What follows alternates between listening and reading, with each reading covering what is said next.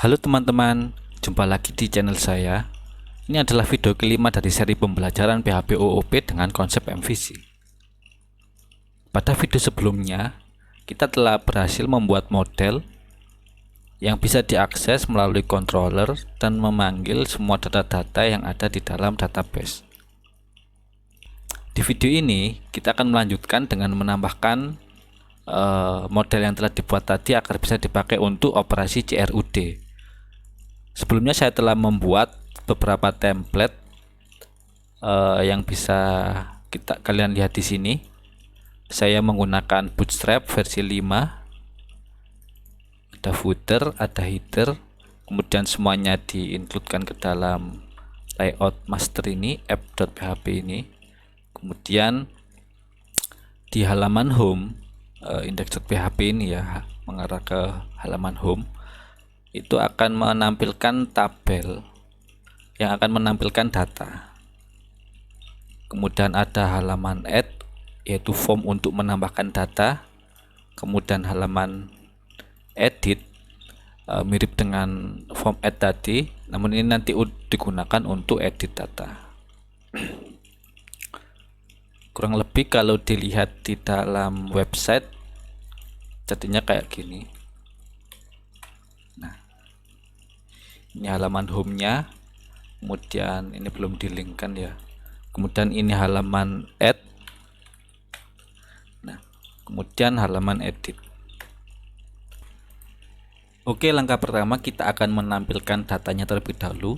Sebelumnya kita telah mengambil data user ini ya, dengan model user, kemudian kita mengirim datanya ke halaman home.index ini untuk ini templatenya tadi, home.index, dengan mengirimkan data users ke dalamnya.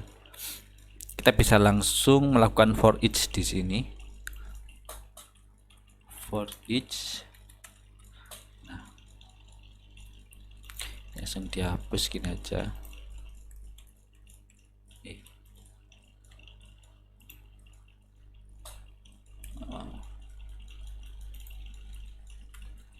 For each, kemudian di sininya diganti and for each. For each, kemudian ini kita panggil usernya tadi, kemudian key-nya ini untuk mengakses indeksnya, kemudian value ini untuk isinya atau singlenya, user. Terus di sini ini untuk penomoran ya, jadi saya pakai key-nya tadi, key, kemudian tambah 1 gini. Kalau kita coba jalankan, ini ada 3, kemudian ke user key, user, kemudian di sini menyesuaikan ya, ini nama, ini user name pakai objek ya. Sebelumnya saya setting default untuk fetch-nya ke dalam objek, dan ini adalah email, sini password.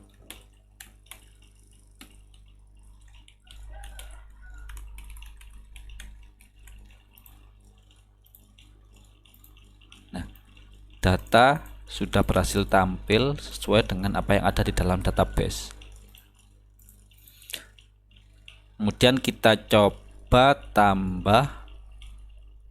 menambahkan fungsi untuk menambahkan data, tambah data. Di pertama kita modifikasi file modelsnya di course ini ya, kemudian model. Untuk membuat fungsi menambahkan data, kita perlu menambahkan sebuah fungsi di sini. Kita tambahkan fungsi create. Kemudian di sini kita mengirimkan datanya dalam bentuk array. defaultnya kita kasih kosong gini aja. Kemudian kita cek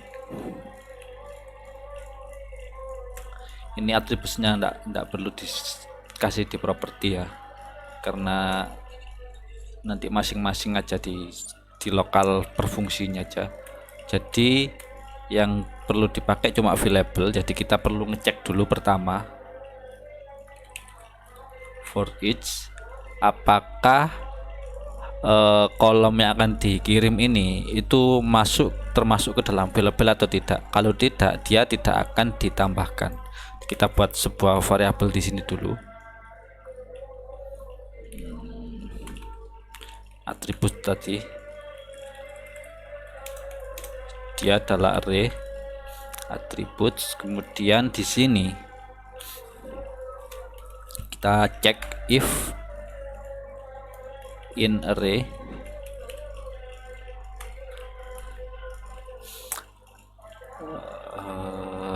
ini tadi variabel ini dari data ya, kemudian key ini untuk kolomnya. Nanti kan datanya itu akan dikirim dalam bentuk kayak gini, akan di create ya, nanti di store sini kan operasinya.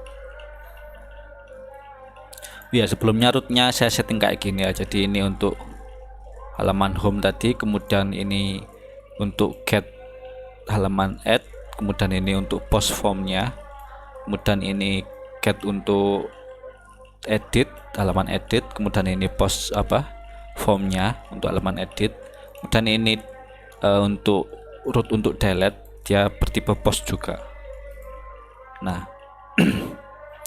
di sini nanti kita tadi simpannya di store ya, metode store, pakai metode store ini. Dan nanti di sini kita juga manggil user kayak gini. Terus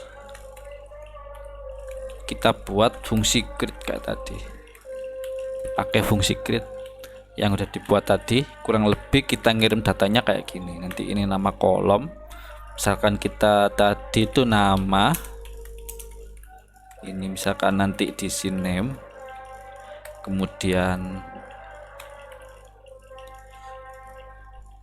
email,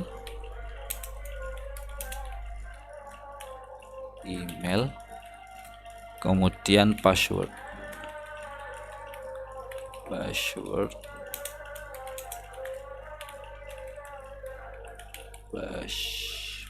gini. Nah, kurang lebih kayak gini nanti dikirim. Jadi karena ini jadi nama indeksnya kan, indeks array asosiatif ini. Ketika di model ini berarti nama kolomnya tadi. Kemudian kita cek apakah nama kolomnya sesuai dengan yang ada di array, dengan yang ada di array available ini, maksudnya available ini properti harus pakai this gini, this available. Kalau iya, maka dia dimasukkan ke dalam attributes.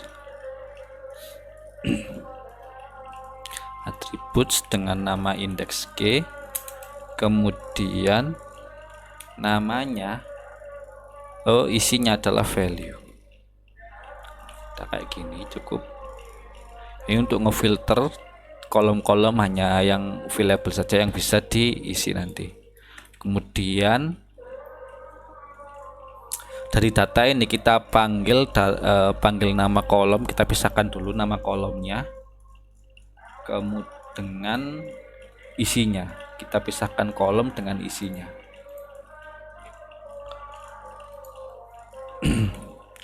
Columns sama dengan array case ini untuk mengambil return all the case dari sebuah array ya, untuk mengambil key-nya. Terus returnnya juga sebuah array. Jadi jadi ini nanti sekumpulan array yang isinya cuma indeksnya. Apa yang diambil dari atribut tadi. Kemudian kebalikannya dari ini kita panggil values-nya, values yaitu array values.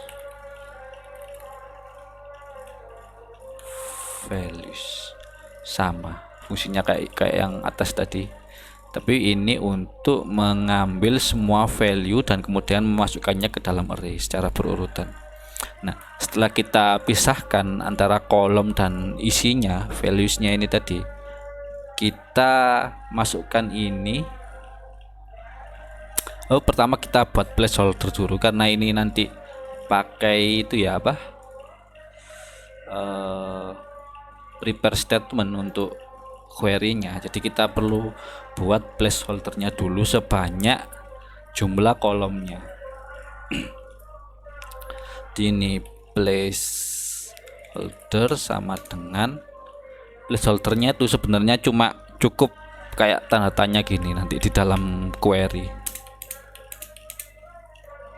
Kita butuh sebuah query kayak gini, misalkan nanti SQL nanti ditampung di sini ya. Insert into ini nanti this table ini menyesuaikan dengan nama tabelnya. Kemudian ini kolomnya, tanda tanya gini kan, tanda kurung maksudnya. Ini nama kolomnya misalkan name,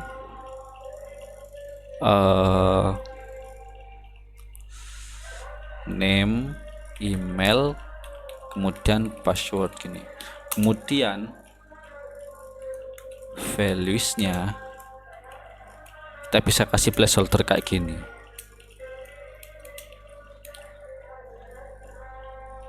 Baru ditutup. Nah, query-nya sebenarnya kayak gini, cukup kayak gini. Jadi kita perlu membuat placeholder sesuai dengan ini. Karena ini nanti fungsi create ini kan ditaruh di base model ya.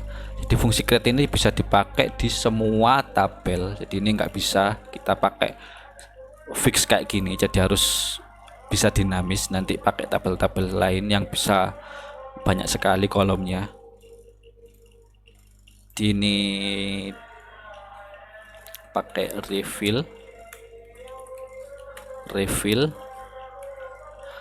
ini fungsinya untuk membuat sebuah array dengan value tertentu. Nah, array-nya ini kita bisa buat kayak gini, mulai dari 0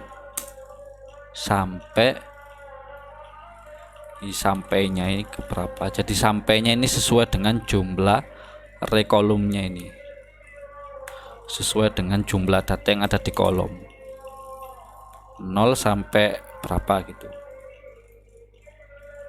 Kemudian isinya adalah tanda tanya gini.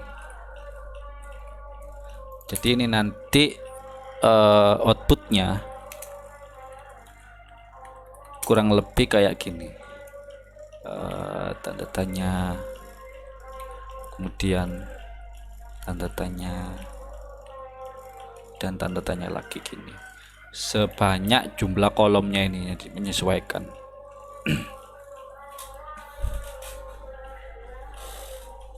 Oke, dari sini kita tinggal gabungkan ke dalam sini. Ini kolomnya kita tinggal pakai import gini ya.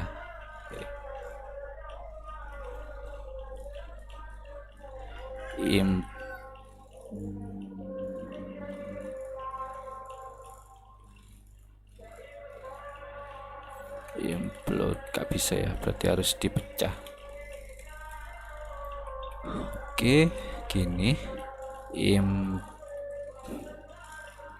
implode ini untuk menyatukan array, join array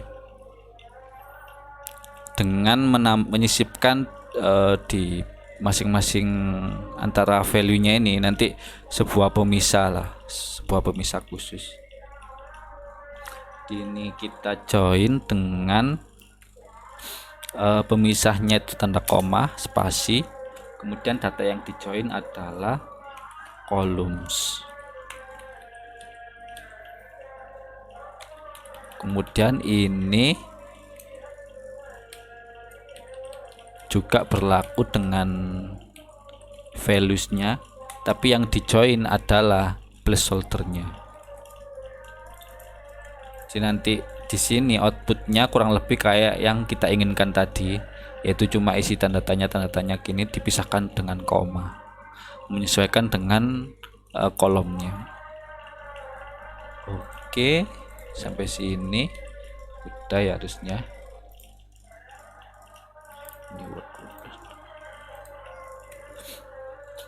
Terus placeholder sudah. Nah, kita buat statementnya.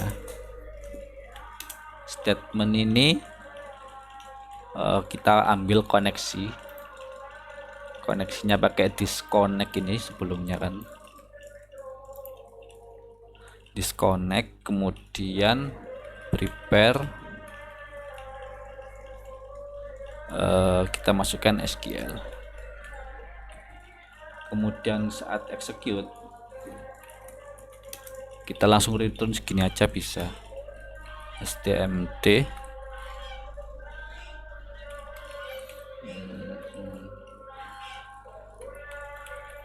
execute, kemudian kita masukkan value-nya di dalam sini. Nanti akan otomatis ngebinding value-nya sesuai dengan placeholder yang ada di sini. Oke, kita coba ya. Fungsi create ini apakah dia sudah bisa apa belum? Kita di sini kita perlu ngambil data ini sebagai data post gini ya. Kemudian sini kita kasih data gini. Ini menyesuaikan dengan nama kolomnya nanti. Data ini diambil dari metode post, kemudian dimasukkan ke dalam sini sesuai dengan diaksesnya pakai indeks dari nama kolom, nama inputannya tadi yang ada di form. Di add ini ya. Nah, ini harus menyesuaikan dengan name ini, name, email, dan password. Dimasukkan name, email, dan password udah. Di setelah itu ini kita tampung dulu ya. Ini kan nanti fungsi create ini tadi kita menghasilkan return. Jadi kalau execute ini berhasil dia akan menghasilkan return true, kalau gagal dia akan menghasilkan return false. Di ini nanti ditampung, akan ditampung di dalam variabel simpan ya. Simpan ini menjalankan fungsi create ini nanti. Terus kita kasih if di sini. If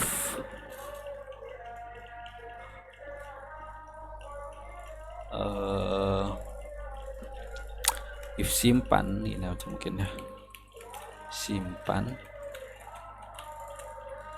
kemudian kita redirect ke header, ini untuk location gini,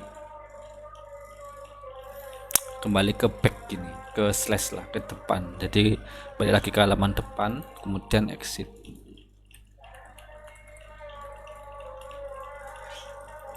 Kalau tidak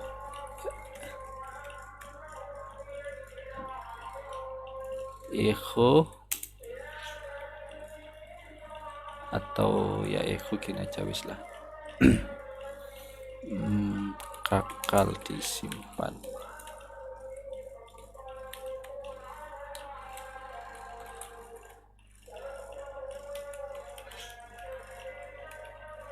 Nah, kurang lebih kayak gini aja lah.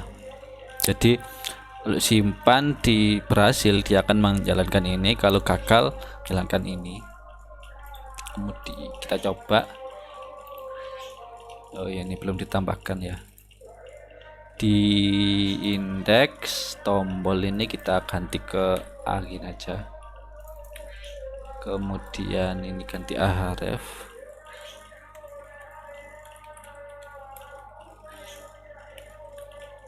/add.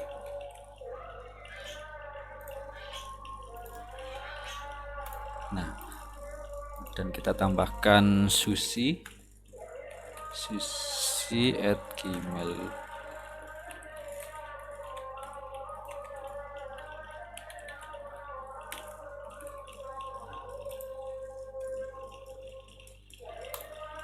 Nah, ini masih error.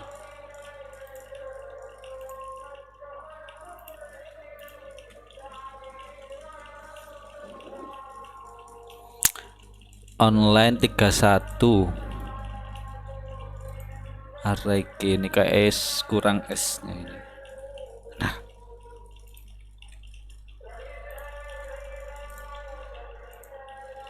masih error. Undefined function array k loh. Udah.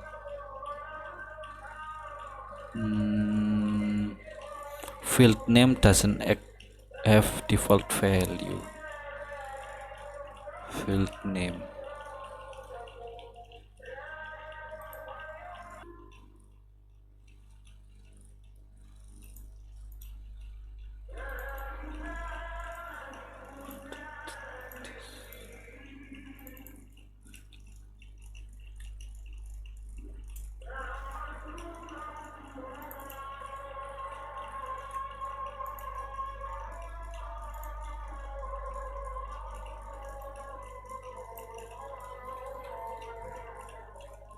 Kalau kita coba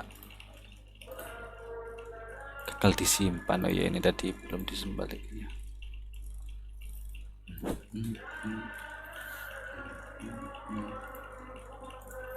Harusnya udah masuk. Oh, udah masuk.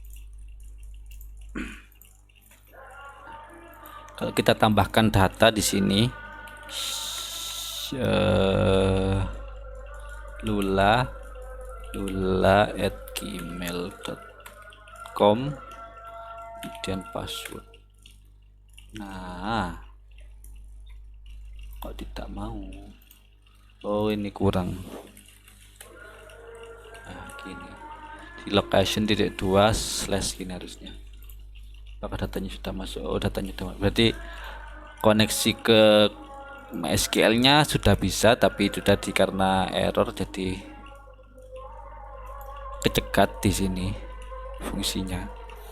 Kita coba tambahkan lagi. nimas@gmail.com aku. Nah, udah bisa. Ini untuk menambahkan data, fungsinya sudah jalan. Untuk mempersingkat waktu agar videonya tidak terlalu panjang, untuk edit dan hapus data akan kita lanjutkan di video selanjutnya. Ya, untuk teman-teman yang merasa video ini bermanfaat, jangan lupa klik subscribe ya, supaya channel ini bisa terus berkembang. Terima kasih.